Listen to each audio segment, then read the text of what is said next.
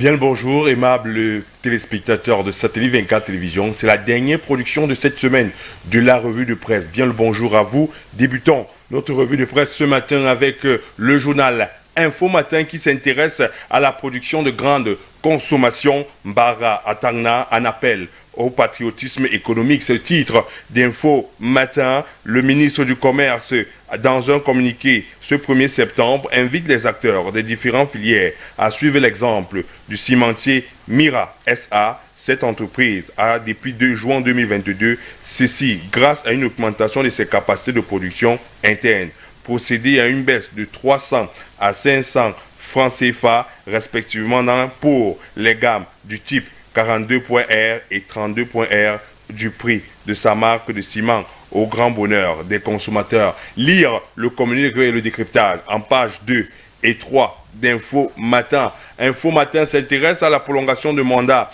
à la Fédération camerounaise de football et titre le coup d'état de Samuel Eto'o à la FECAFOOT.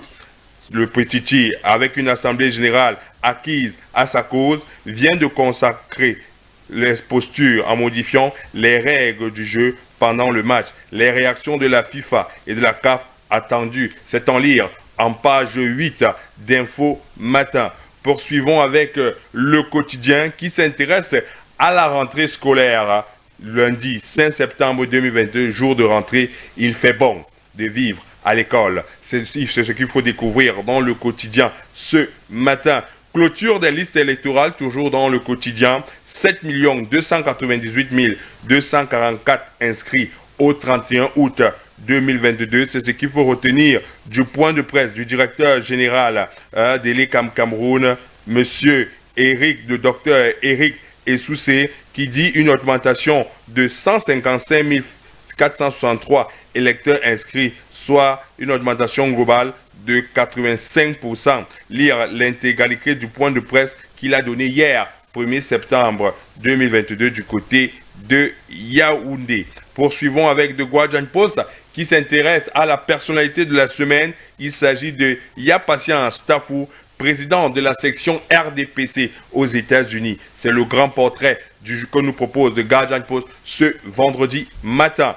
Poursuivons avec le Château Hebdo qui s'intéresse à la chapelle des Sentinelles du Christ et titre de nouveaux ouvriers dans la vigne du Seigneur. Ils sont 6 pasteurs, 15 ministres de l'Évangile, 13 anciens d'église et 7 diacres qui ont favorablement répondu à l'appel de Dieu dimanche 21 août dernier à la faveur des ordinations et consécrations pilotées par le couple pastoral Colette et Albert Zoueke. C'est en lire en page 4 et 5 de Château Hebdo. Château Hebdo s'intéresse à la vente d'huile et eau dans les églises, un poison mortel dans le corps du Christ. C'est en lire en page 2 de Château Hebdo.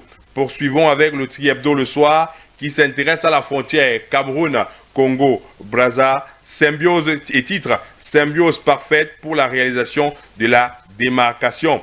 Le ministre de l'administration territoriale, Paul Atangadi, a exprimé sa satisfaction des travaux de la première session de la sous-commission technique des experts camerounais et congolais chargés des opérations de démarcation et réaffirmation de la frontière Cameroun-Congo hier au cours de la cérémonie de clôture de ces assises en présence de l'ambassadeur de la République du Congo en République du Cameroun, son Excellence Marcel Makome. C'est en lire en page 3 du Tri Hebdo le soir. Poursuivons avec Reporter Hebdo qui s'intéresse à Atarnakuna au palais et titre le dégoût. Un criminel de nos deniers publics est célébré en héros au palais de l'Unité et en grande pompe. C'est ce que nous informe ici Reporter Hebdo. Selon certaines sources, il a passé le week-end dernier à Miomé-Sala où il a rendu visite au barrage de Mekine. C'est en lire dans les pages de Reporter Hebdo ce matin.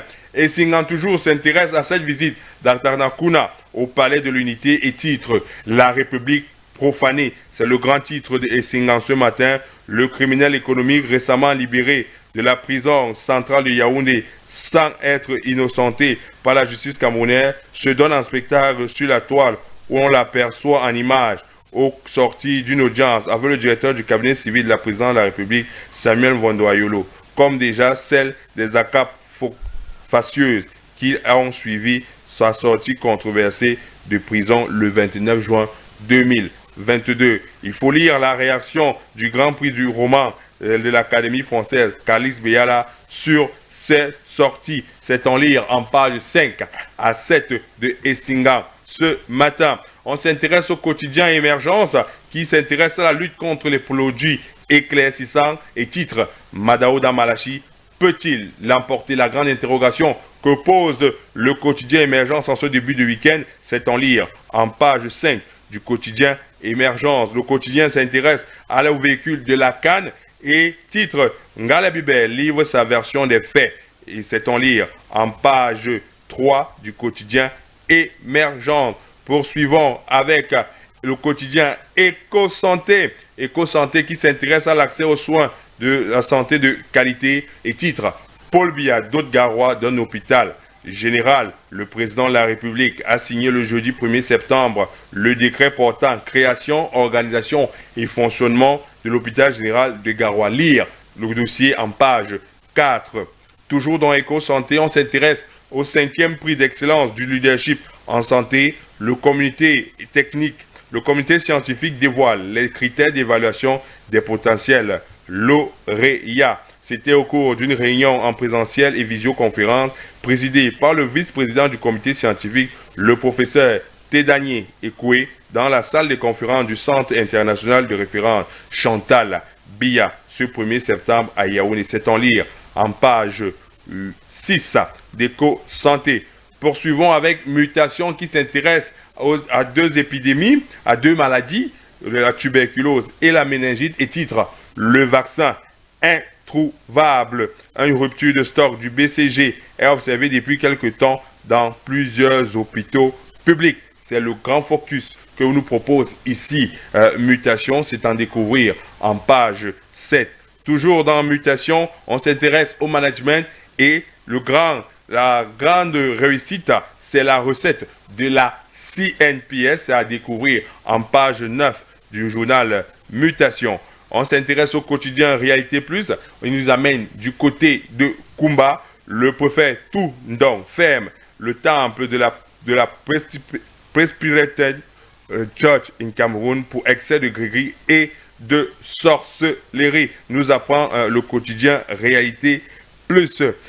Toujours pour Réalité Plus, dans le Melon et Mungo, le ministre des Sports félicite le colonel Yvette Yaka pour l'organisation du Festi-Foot. C'est en lire en page 8 et 9 du quotidien Réalité Plus. Poursuivons avec Cameroun Business qui s'intéresse à la rentrée scolaire, le casse-tête du transport. Après s'être acquitté de la pension, avoir effectué des achats des manuels et autres fournitures, les parents doivent maintenant résoudre au quotidien l'équation du transport et de leur progéniture. En l'absence d'une offre de transport structurée dans les grandes métropoles et villes moyennes du pays, les taxis, mototaxis, clando et cars scolaires dictent leurs lois. Lire le grand focus, le grand reportage que vous donne Cameroun Business. Ils étaient du côté de Garoua, Maroua, Boya, Bafoussam, Douala et Yaoundé sur les moyens déployés par les ménages en période d'inflation pour gérer les charges liées au transport. C'est le grand dossier que offre Cameroun Business ce matin. C'est en lire de la page 9 à la page 17. Intéressons-nous maintenant à Actu Info qui titre politique. Le PCN aux universités d'été de la France insoumise. La France insoumise de Jean-Luc Mélenchon a organisé des universités du 25 au 28 août 2022, un événement qui a réuni 5000 personnes. Au nombre de ses invités, l'honorable Cabral Libi, qui était à la tête d'une forte délégation du PCN, parti dont il est le patron. Continuons avec l'info à chaud qui s'intéresse à la lutte contre la vie chère au Cameroun et titre le prix du ciment revu à la baisse. C'est ce que nous apprend ici, c'est le grand titre de Info à chaud. Vous pourrez lire le communiqué de presse du ministre du Commerce à l'intérieur, c'est en lire en page 3. Poursuivons avec le quotidien Économie qui s'intéresse au changement climatique. Ces dossiers que l'Afrique compte défendre à la COP 2027. Ils ont été évoqués au cours de la semaine africaine du climat qui s'achève ce jour au Gabon. La conférence va se dérouler du 7 au 18 novembre 2022 à Sharm el-Sheikh en Égypte. C'est en lire en page 3. Toujours dans le quotidien économie, Commission économique pour l'Afrique, Antonio Pedro nommé secrétaire exécutif par intérim. C'est en lire en page 2 du quotidien économie. Poursuivons avec l'œil du Sahel qui s'intéresse à la santé et titre « Le Grand Nord tient son tout premier hôpital général suite au décret du président de la République du 1er septembre 2022. On s'intéresse en sport, en cyclisme, l'étape de Garoua du Tour, cycliste Chantal Biya 2022 menacée. C'est en lire en page 12 de l'œil du Sahel. On s'intéresse au quotidien EcoNews qui s'intéresse à la vente du ciment et titre « Les métastases du prix ».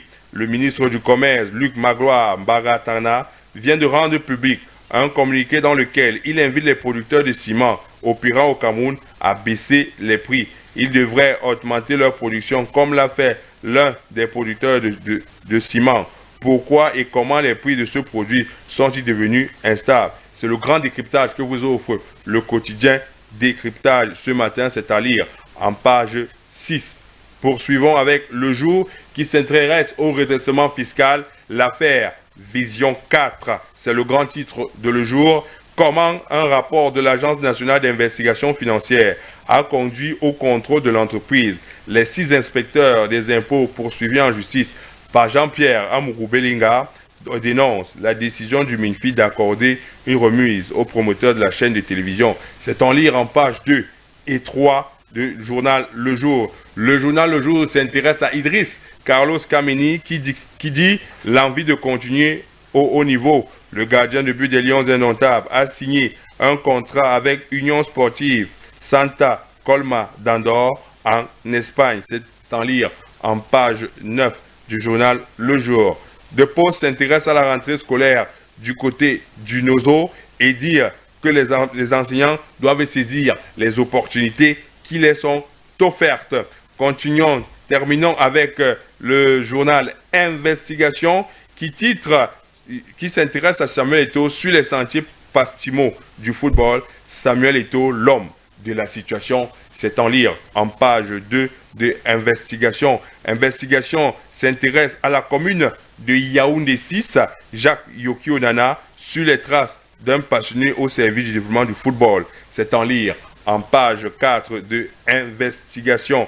Et dernier titre d'investigation, gouvernance, Célestine Ketcha-Cortez, clairvoyance et méritocratie ont prévalu. C'est en lire en page 3 de Investigation ce matin. C'est tout pour la revue de presse. Amis téléspectateurs de Satellite 24 Télévision, donnons-nous rendez-vous lundi pour votre revue de presse. D'ici là, portez-vous bien et bon début de week-end.